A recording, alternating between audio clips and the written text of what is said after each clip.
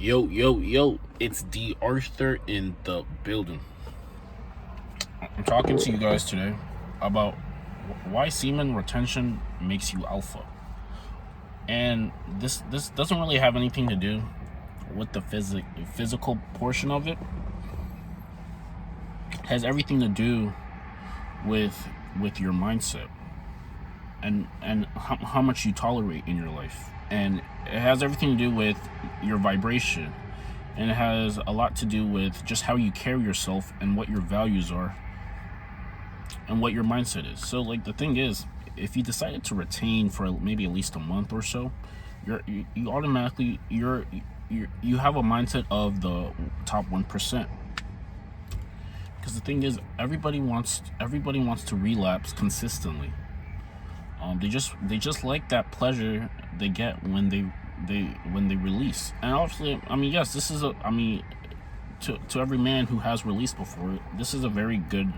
I mean, it feels very good in the moment when you release, because it's tension. It's built up tension, and somehow, the mass majority of men think that just because they have built up a lot of tension, they need to relieve themselves. They need to take some time for pleasure, so they can relieve themselves, and then they can go about your day. And this is a good mindset to have if you want to be normal. Like if you never really want to climb anything, and you just want to kind of have your life a revolving door. Because the thing is, the best thing is to live your life as it's kind of ascending. Maybe it's like a rock that you're climbing, and think of it as boulders that are coming down, and then your reaction to the boulders coming down, like the action that you take to avoid the boulders or to overcome the boulders, makes you incrementally stronger as you go along. So the more adversity you face and the more you can overcome it with a good attitude, your mindset will be of the top 1%. You will be a warrior. You will be a warrior in how you carry yourself and your mindset. And like the thing is, like, why do you become more masculine? Why do you become more of an alpha male? Because you become more of an alpha male while you go on retention because you tolerate less. And your priorities have kind of shifted. Because at the beginning, you used to think, oh, I'm gonna do this, I'm gonna get someone, I'm gonna do this, I'm gonna get this, I'm gonna live a nice life. And then you start realizing that actually you can become more than you previously thought. The things that you thought were cool in the past, they might not be as cool anymore. You think you can go for more. You have the deep conviction that you actually can go for more, and you're actually willing to do what it takes to get more. Because the man is based on how much he can provide, the extent of his provisions. And the more you can provide, physically, mentally, financially, things like that, the better off your life will be in general. 2, the better happier you'll get. And 3, women will probably test you a little bit less. They might still test you, but you'll probably pass the test a lot more. See, the thing is, if you're not putting consistent work in anything, your life is slowly going to deteriorate. Your future self is a manifestation of the thoughts, beliefs, and actions that you put into right now. Whatever you're habitually doing, whatever you're consistently doing, that is what you will become.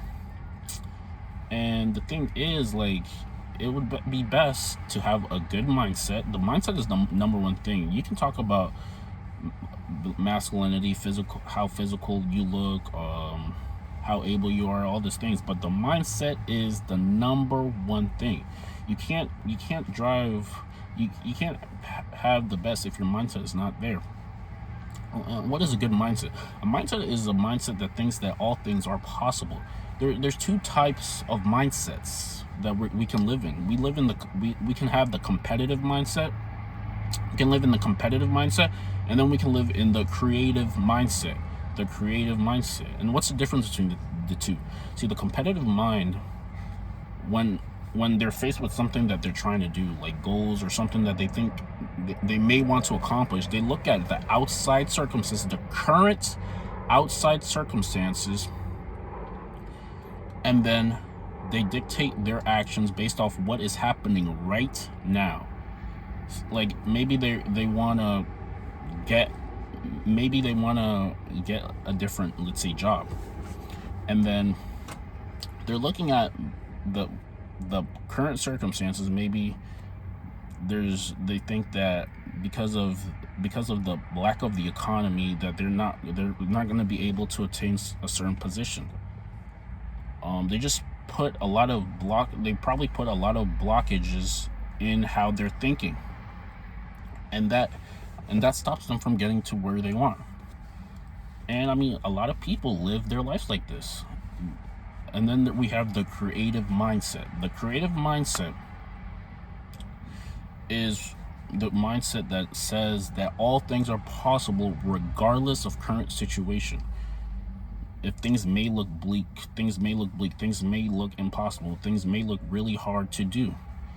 It doesn't take that into account, because the difference is the competitive mind is what you currently see, but the creative mind is from the infinite intelligence, the infinite acting on the minds of men, and then creating their ideal circumstance in their mind, and then it's somehow and you somehow walking in faith to acquire what you ideally want, what your ideal scenario is. Your ideal scenario. And like the creative mind is probably the best. The creative mind is how people become above average. It's how people transcend their life. It's how people have higher incomes than expected. How people are just more knowledgeable than expected. People break barriers than expected. This is from the creative mind. Anybody who has become great, anybody who has built anything of significance, anybody who has become anything, operated from the creative mindset. The creative mind saying, regardless of where they were previously, they had an idea that was formed into their mind. They thought about it habitually. They planned all the details. They operated from the standpoint of where they would be when they achieved that ideal state, and then they let their actions, they put some faith behind their actions, and then they just kept going. Regardless of if things look bleak or if things look like it didn't work out. And somehow eventually, once they visualized their ideal scenario, they never stopped until they got what they want, even if things look bleak or things looked impossible, or the facts weren't congruent with what they were thinking. And like I said, like being on semen retention helps you shift from the competitive mind to the creative mind, the mind that thinks all things are possible. And like I said, I mean, it really is easy. It really is easy to throw in the towel, to have a defeated mindset, to think the worst is about to happen, and to just give up. It's really easy, especially if things doesn't look like it's working out. But like the difference between the top 1% and the bottom 99% is that they kept going regardless of how things looked. They might have adjusted. They probably did something a little bit differently. They came with a different approach. They tried something new, and then it eventually worked out. So like I said, and how does semen retention tie into this? Because the thing is, semen retention ties into this because since you're retaining your seminal fluid, it's reabsorbing into your entire body, and it's reabsorbing into your mind. It's letting ideas flow through you easily, especially if you combine this with meditation. So a lot of the thoughts that you start happening when you're on retention, they're not even from you. They're from the subconscious. They're from infinite intelligence. They're from they're from some sort of substance that knows exactly what you're going through and is trying to put in the best solutions to try to get what you want, and then eventually somehow it works. You got to visualize it, and then you just go back yourself with faith. So yeah, like it makes you become an alpha male. It makes you just less moody. It makes you nonchalant. It makes you a little bit laid back. It gives you more purpose. It hasn't. You have an indication of where you want to be, and then you steadily work towards it. You're just operating on all cylinders. You're in your prime alpha state. It's easier to attract better situations, the best from people, and it's just easier to become who you want to be. Once you do this consistently over time, you will get your results. You will become who you want to be. And yeah, like retention helps you change your mindset, into that of someone who has a significant mindset. Because I mean, your mindset can only take you. Your mindset is the difference between the difference between riches. The difference between someone who's a multi-millionaire and someone who's a dig ditcher is the offspring of thought. Both poverty and riches are the offspring of thought. So I mean, your future self is going to be the manifestation of what you're thinking and doing right this moment, and what you will be thinking and doing moving forward. So I mean, like I said, people talk about like, oh, I wonder how I'm going to be when I'm 50, when I'm 60, when I'm 40. The thing is, like, everything is now. So if you want, like you're gonna be exactly who you are now, unless you change, unless you do something different. You're gonna go through the same sort of scenarios, same circumstances repetitively, unless you do something different, if you're not liking your current results. And then once you change those things, you just have to do it consistently, and you will get the result that you really want. So yeah, semen retention will make you just more alpha. Like I said, you'll have a laid back personality. You'll be laid back. You're not really into problems. The only time you really have to use, let's say, your aggression is in when you're trying to protect yourself, or you're trying to protect somebody. This is the difference, because like the thing is, like, a lot of people, when things may not go their way, they like to act in a very low vibrational type. They act very low vibration. They act very anger. They just lose their cool and things like that. I mean, and there's a time place for everything. But the thing is, like, if you do this, the most alpha kind of dudes, they know when it's time to act in aggression, and when it's time to hold everything and just understand more. This is a very big skill to have, because if it's harder to lose your cool when you actually need to have when you're actually in danger, then it's a lot easier for you to actually utilize your skill sets to protect, let's say, yourself or somebody else.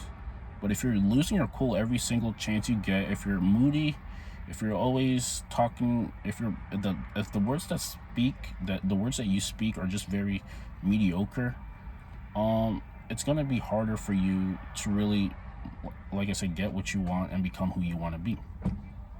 So yeah, semen retention will help you become your actual alpha state. It'll become who you really want to be. So yeah. And like, the thing is, like,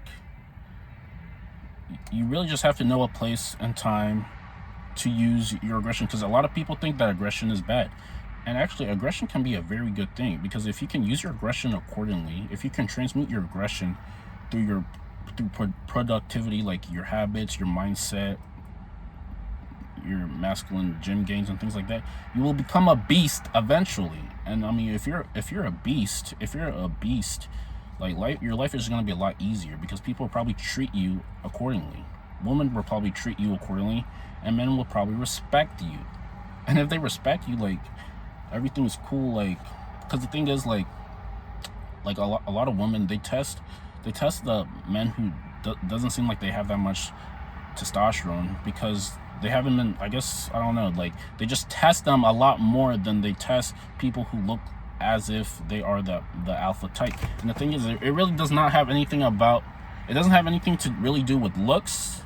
It has some to do with looks, but what it really has to do is how you operate when she tries to test you, how you operate when she acts very dumb, or when she says things that are maybe uncalled for. How do you react? Do you act like if you react in a negative way, then you might think that she's above you or she's on the same playing field as you. But if you act in a way that's just maybe nonchalant, and then you might call it out, and you don't take it too personal, then you really have the leg up in a lot of things. So yeah, like the video, comment, and subscribe. We'll see you in the next one. Peace.